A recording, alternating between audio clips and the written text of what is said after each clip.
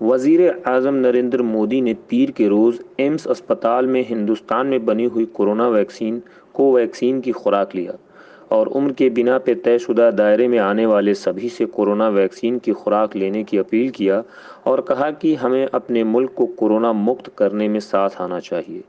اس کی جانکاری انہوں نے ٹویٹ کر کے دیا اور تمام سائنسدان، طب اور دیگر صحت کارکنان کی کورونا وبا کے خلاف عالمی جنگ میں کوششوں کی تعریف کیا۔